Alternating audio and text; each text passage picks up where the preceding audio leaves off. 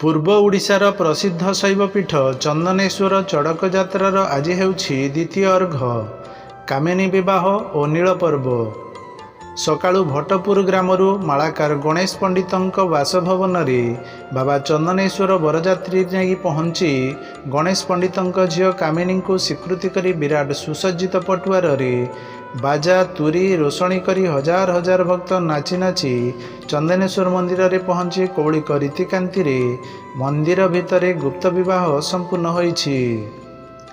संध्या परे रही नील पर्व। आज नीलपोखरी शिव दुर्गा प्रतिभू स्तंभिकाठ को उठा जाई पूजार्चना करा जिवो। संध्या परे रही नील पर्व।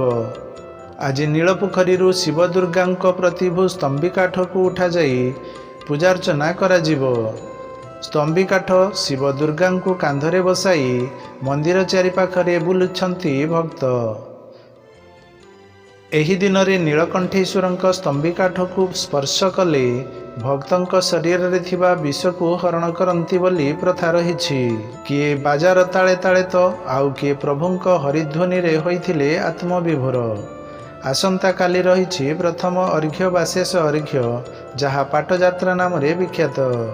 आज परे आसंता काली मध्य आहुरी लक्षाधिक भक्तों समागम हेबो बोली आशा करा जाउछि।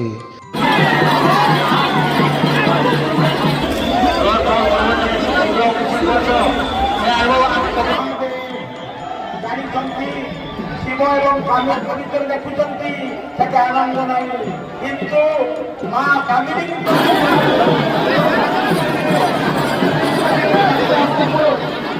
ब्यूरो रिपोर्ट संपर्क लाइव।